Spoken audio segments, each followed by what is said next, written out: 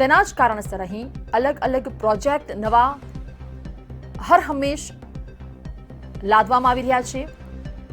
ગત વર્ષે જે પ્રોજેક્ટની જાહેરાત કરવામાં આવી હતી, જેમાં ક્રૂઝની વાત કરવામાં આવી હતી, જંગલ સફારીની વાત કરવામાં આવી હતી, ન્યુટ્રિશન પાર્કની વાત કરાઈ હતી, એ તમામ પ્રોજેક્ટ આ વર્ષે શરૂ થઈ ચૂક્યા છે અને તેનું ઉદ્ઘાટન, તેનું લોકાર્પણ ખુદ વડાપ્રધાન નરેન્દ્ર મોદી દ્વારા જ કરવામાં આવ્યું।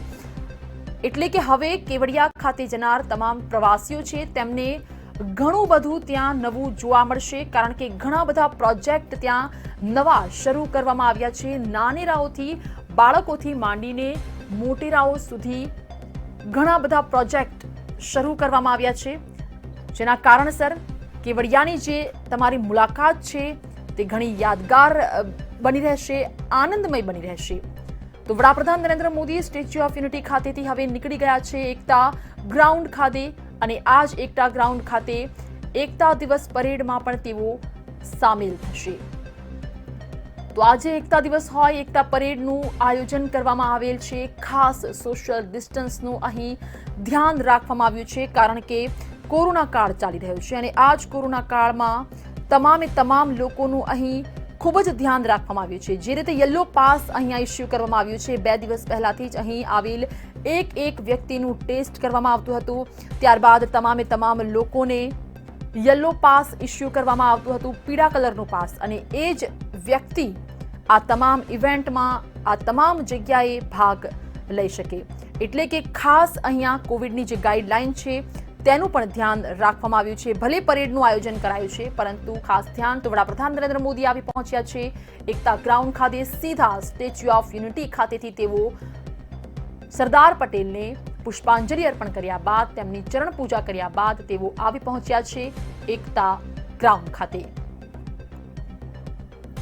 તો દ્રશ્યોમાં આપ જોઈ રહ્યા છો વડાપ્રધાન નરેન્દ્ર મોદી એકતા ગ્રાઉન્ડ ખાતે ભાગ લેશે એકતા પરેડમાં।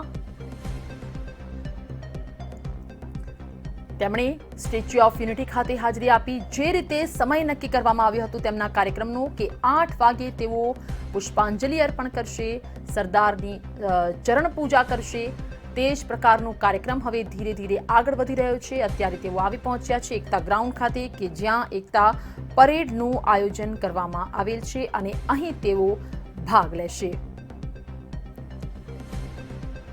તો એકતા પરેડનું નિરીક્ષણ કરવામાં આવશે વડાપ્રધાન નરેન્દ્ર મોદી દ્વારા, જે થોડીક જ ક્ષણોમાં હવે શરૂ થવા જઈ રહી છે।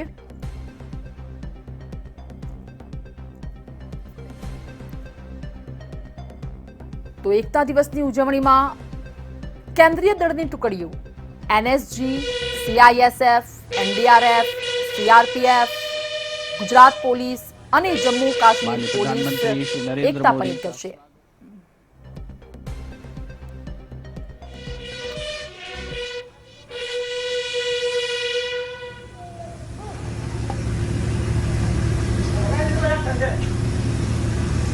भारत को एकजुट रखने का हमारा मोदी जी सरकार करने का जिस कहा हुआ कि भारत एक भारत के स्वप्न को सभी भारतीयों में सिंह में से ज्यादा का जिन्होंने टीका हुआ ये हमारे आनंद प्रधानमंत्री श्री नरेंद्र मोदी जी का हमारा टेक्नोलॉजी के साथ स्वागत एकता दिवस पर सलामी देंगे जनरल सलामी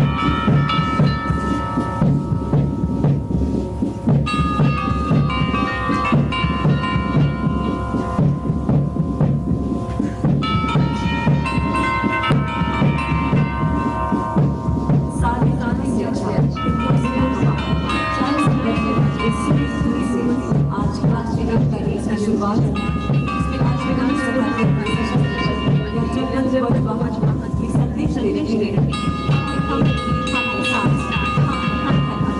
देश की एकता की समान वंदे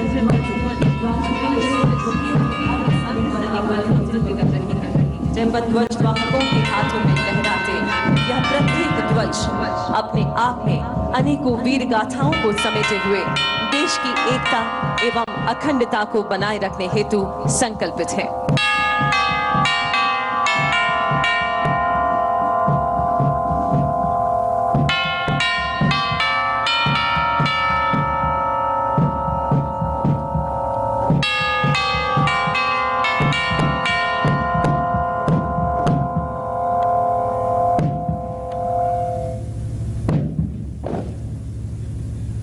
राष्ट्रध्वज चलो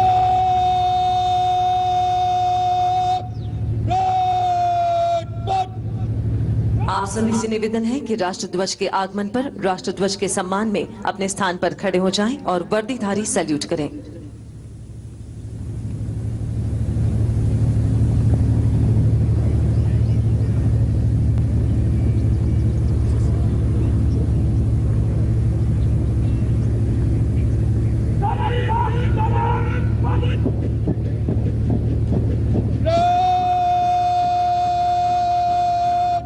राष्ट्रध्वज को सम्मान देंगे। राष्ट्र सलाम सलामे सत।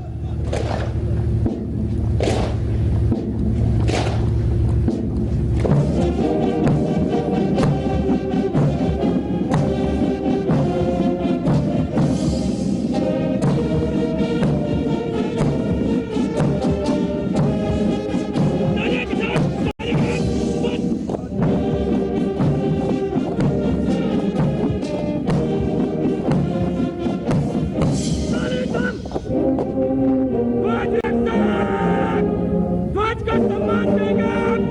राष्ट्रीय सैल्यूट सलामी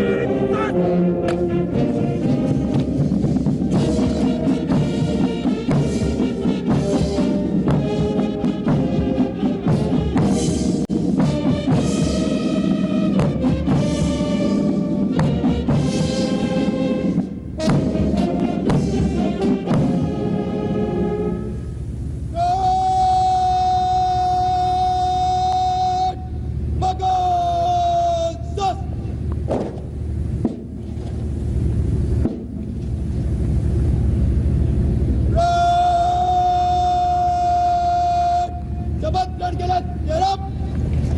विविधताओं से भरे हमारे भारत देश की सच्ची ताकत, सच्ची हिम्मत, सच्ची पहचान ही है एकता। एकता और अखंडता को मजबूत करना ये हमारा कर्तव्य है। इस वचन को चरितार्थ करने का बीड़ा उठाया है माननीय प्रधानमंत्री श्री नरेंद्र मोदी जी ने और इसलिए एकता के प्रेरक पूज्य सरदार पटेल की जन्म जयंती को राष्ट्रीय एकता दिवस के तौर पर मनाने का निर्धार किया गया है। आज इस राष्ट्रीय एकता दिवस पर माननीय प्रधानमंत्री महोदय से विनम्र निवेदन करते हैं कि वे यहाँ उपस्थित सभी के साथ पूरे भारत देश को एकता की शपथ दिलवाएं। हम सभी अपने स्थान पर खड़े होंगे, दाहिना हाथ आगे करके शपथ ग्रहण करेंगे। मैं सत्य निष्ठा से शपथ लेता हूं कि मैं राष्ट्र की एकता, अखंडता और सुरक्षा को बनाए रखने के लिए स्वयं को समर्पित करूंगा और अपने देशवासियों के बीच यह संदेश फैलाने का भी भरसक प्रयत्न करूंगा। मैं यह शपथ अपने देश की एकता की भावना से ले रहा हूं, जिसे सरदार वल्लभ भाई पटेल की दूरदर्शिता एवं कार्यों द्वारा संभव बनाया जा सके। मैं अपने देश की आंतरिक सुरक्षा सुनिश्चित करने के लिए अपना योगदान करने का भी सत्यनिष्ठा से संकल्प करता हूं।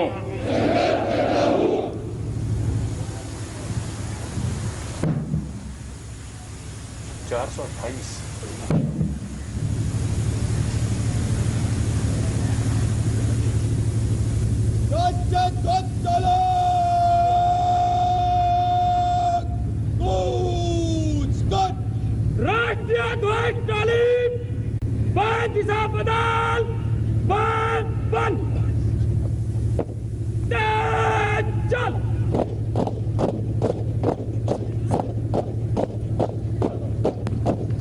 आगे राष्ट्रध्वज के गान पर हम सभी अपने स्थान पर खड़े होंगे। राष्ट्र सलाम सलामे सत।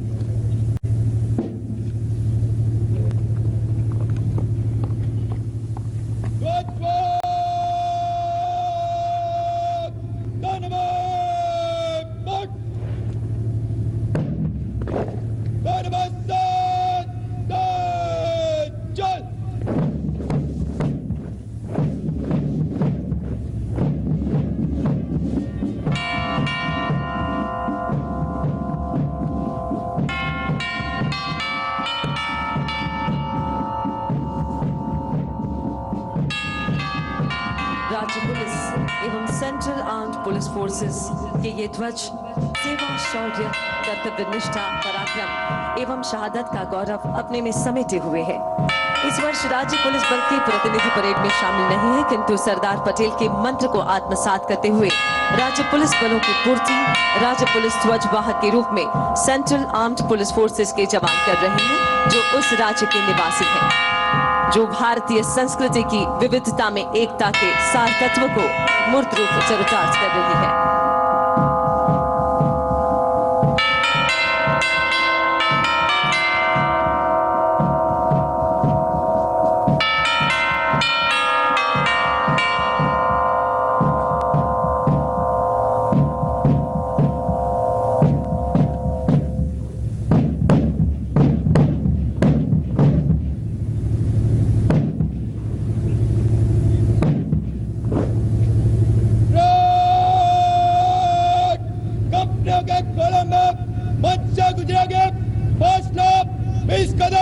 नंबर 1 कंपनी आगे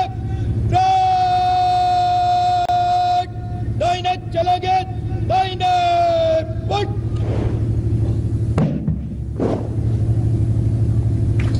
और अब पूज्य सरदार की अप्रतिम प्रतिमा के चरणों के समीप मां भारती के ये जाबाज रक्षक देश के प्रति अपने जुनून, शौर्य और अनुशासन से देश के प्रति अपना राष्ट्रभाव प्रदर्शित करेंगे।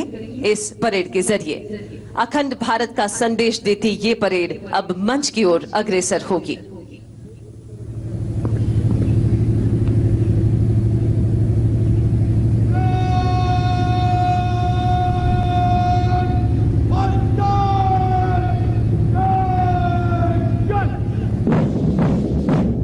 राष्ट्रीय एकता परेड की अब हो रही है शुरुआत। वर्तमान वैश्विक परिदृश्य में कोविड-19 ने हमारी जीवन शैली पर व्यापक असर डाला। किंतु यह महामारी हमारे जोश और हौसले को डिगा न सकी और हम सरदार पटेल की दृढ़ इच्छा शक्ति व दूरदर्शिता से प्रेरित होकर सभी राज्यों की पुलिस बलों व केंद्रीय अर्धसैन्य बलों द्वारा शौर्य प्रदर्शन व परेड की संक्षिप्त प्रस्तुति के साथ उपस्थित हैं। कुछ नशा तिरंगे की शान का है, कुछ नशा मातृभूमि की आन का है। हम लहराएंगे हर जगह ये तिरंगा, नशा ये हिंदुस्तान का है। ऐसे ही जोश और राष्ट्र प्रेम की झलक इस परेड के जरिए हम देखेंगे। इस परेड का नेतृत्व कर रहे हैं 2018 की बैच के IPS Shri Om Prakash Jat. Bits Pilani graduate Om Prakash किसान परिवार से हैं और वर्तमान में श्री जाट गिर सोमनाथ में एएसपी नियुक्त हैं। श्री ओम प्रकाश जाट के नेतृत्व में ये परेड, जिसमें सबसे पहला दस्ता 53 ध्वज वाहकों का 53 राज्य पुलिस व केंद्रीय अर्धसैनिक बल का प्रतिनिधित्व कर रहे हैं, जिसमें शामिल कई ध्वजों को माननीय राष्ट्रपति जी के द्वारा निशान का सम्मान प्राप्त हुआ है, जिसमें से मेजबान गुजरात राज्य के ध्वज को भी 2019 में निशान का सम्मान प्राप्त हुआ है। दूसरे स्थान पर सीआईएसएफ केंद्रीय सशस्त्र बल के रूप में स्वयं को स्थापित कर 350 इकाइयों को सुरक्षा प्रदान कर रहा है, जिसमें देश के संवेदनशील एवं महत्वपूर्ण संस्थान जो कि अंतर्राष्ट्रीय एवं राष्ट्रीय हवाई अड्डे, C port, shipyards, atomic energy, VIP security, heritage monuments तथा सरकार की अन्य पीएस यूनिट शामिल है। और अब आ रहे हैं सीमा सुरक्षा बल के जाबाज, जो कश्मीर की बर्फीली चोटियां, राजस्थान के रेगिस्तान, दिन हो या रात बड़ी ही मुस्तैदी से अपने कर्तव्य का निर्वाह करते हैं और अब तक 1094 वीरता पदक हासिल किए हैं। अब अपने कदमों की धमक से शौर्य और निष्ठा का संदेश देता अग्रसर है सीआरपीएफ का ये दस्ता। इन्हें गर्व है अपने बल के इतिहास पर, जिन्होंने सरदार के एक भारत के सपने को साकार करने में अपनी भूमिका निभाई थी।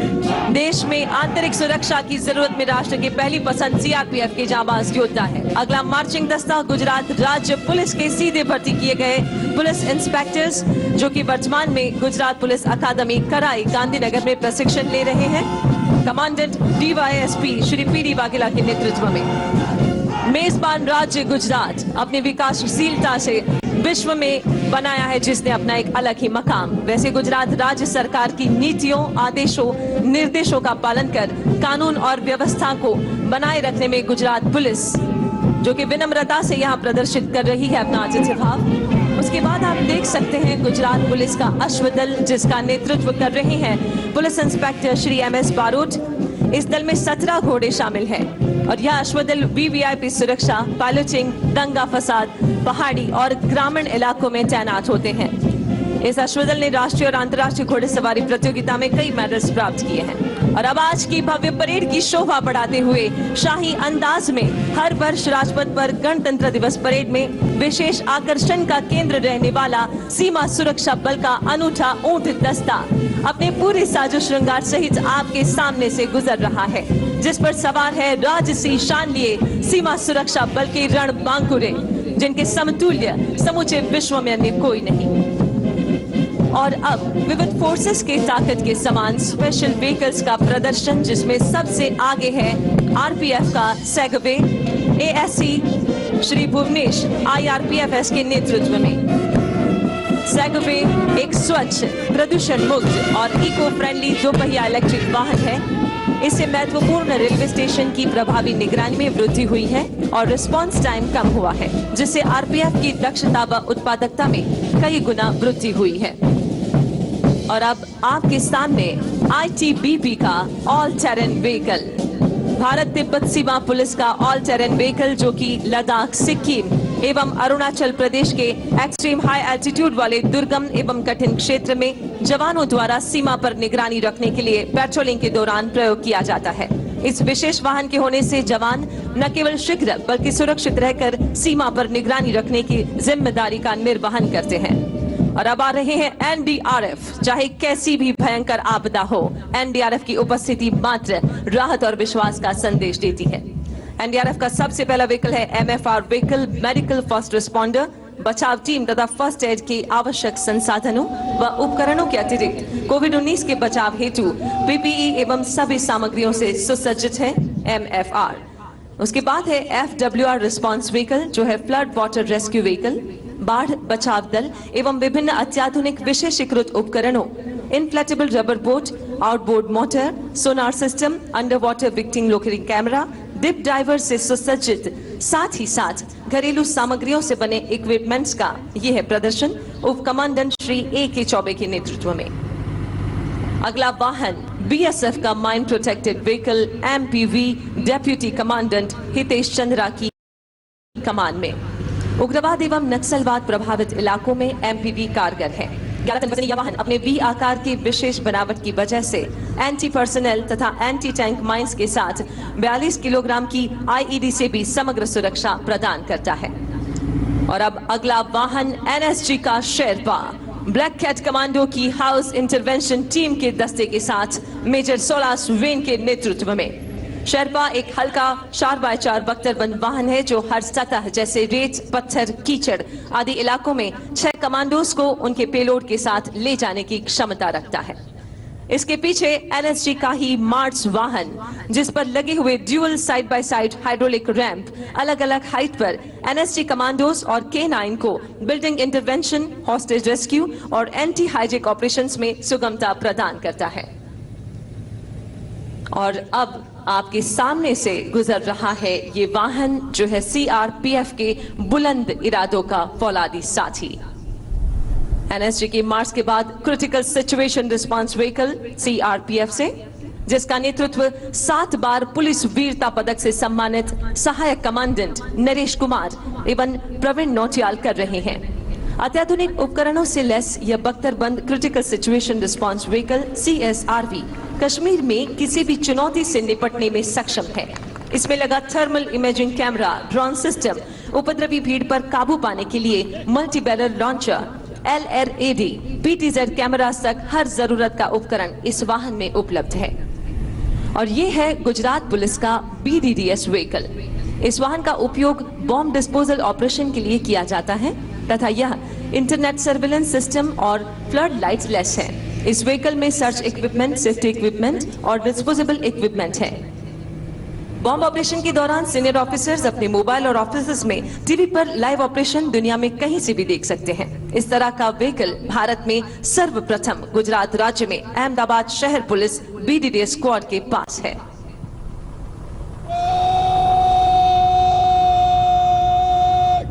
सच मध्य सच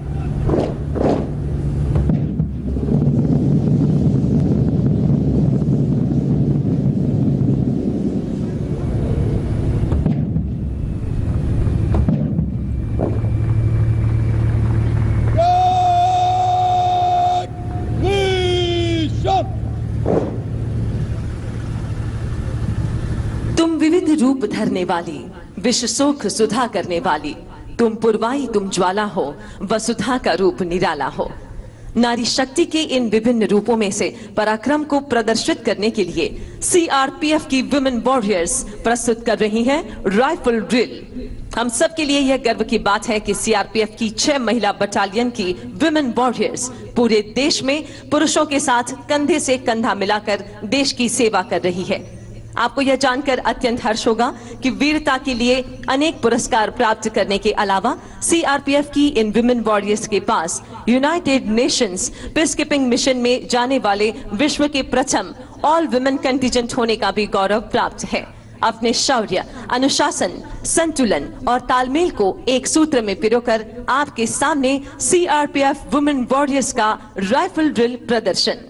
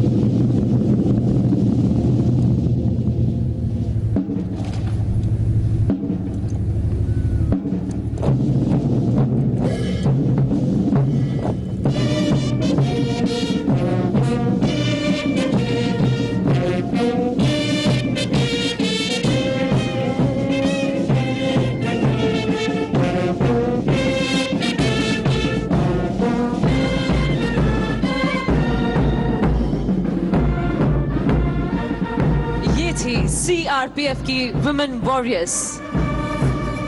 अनुशासन और आपसी तालमेल से कंधे से कंधा मिलाकर किसी भी कार्य को बड़ी ही खूबसूरती और सरलता से किया जाता है, जिसका बेनमून उदाहरण था ये राइफल ड्रिल सीआरपीएफ की विमेन वॉरियर्स के द्वारा। भारत की ये भूमि जहां नारी को एक शक्ति के रूप में पूजा जाता है, शक्ति स्वरूपा नारियों के सशक्तिकरण के हमेशा से ही हिमायती रहे हैं माननीय प्रधानमंत्री श्री नरेंद्र मोदी जी, जिन्हीं की दीर्घ दृष्टि और विजन की वजह से विश्व की 8वीं अजायबी बनने वाली ये अप्रतिम प्रतिमा स्टैच्यू ऑफ यूनिटी का निर्माण हुआ। सैद्धांतिक महत्व के साथ साथ प्रवासन के क्षेत्र के लिए भी ये स्थल माइलस्टोन बना है, जिससे यहाँ आसपास रहने वाले प्रजाजनों के जीवन में भी सुधार आया।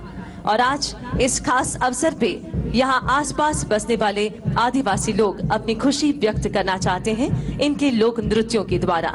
प्रकृति की गोद में बसने वाले ये साहसिक आदिवासी, जिनके नृत्य में भी साहस होता है, हाथ पकड़कर गति से घूमना और पिरामिड बनाना, ये इनकी नृत्य शैली है। पर कोविड-19 के संक्रमण को ध्यान में रखकर सोशल डिस्टेंसिंग और मास्क लगाकर ये नृत्य प्रस्तुत करेंगे।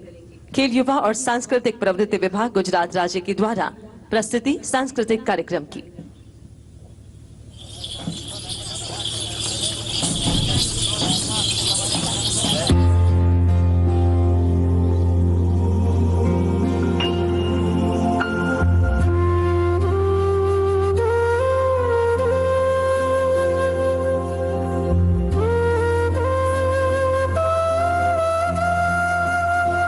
राठवा नृत्य, मेवासी नृत्य, डांगी नृत्य, साग बारा का होली नृत्य और दाहोद के होली नृत्य की प्रस्तुति यहाँ से इन आदिवासी कलाकारों के द्वारा उनके त्योहारों में और ज्यादातर लोक उत्सवों में उनकी खुशी व्यक्त कर रही है लोक नृत्य के द्वारा।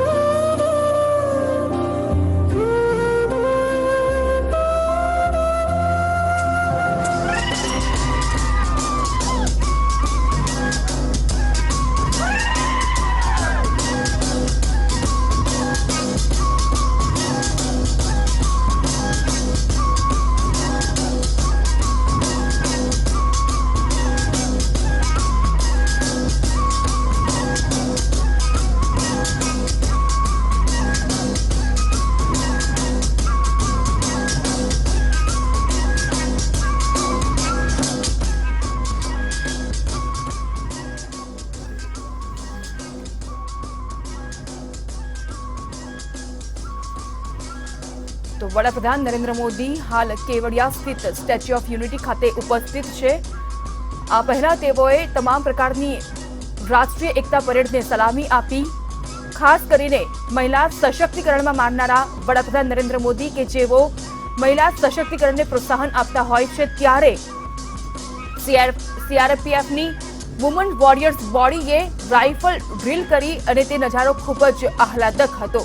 ત્યારબાદ ગુજરાત સરકાર દ્વારા આયોજિત સાંસ્કૃતિક કાર્યક્રમની આ પેશકશ કે જેમાં આદિવાસી સમાજ દ્વારા ડાંગી નૃત્ય પ્રસ્તુતિકરણ કરવામાં આવી રહ્યું છે વડાપ્રધાન નરેન્દ્ર મોદી સમક્ષ।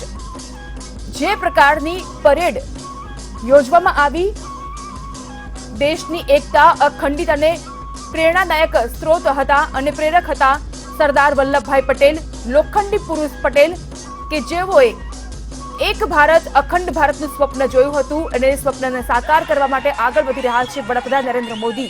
ત્યારે આજે પટેલની 145મી જન્મ જયંતિ નિમિત્તે આ ખાસ કાર્યક્રમનું આયોજન કે જેમાં વડાપ્રધાન નરેન્દ્ર મોદીએ તેઓના ચરણની પૂજા કરી, પુષ્પાંજલિ અર્પિત કરી અને ત્યારબાદ રાષ્ટ્રીય એકતા પરેડનું નિરીક્ષણ કર્યું, સલામી આપી।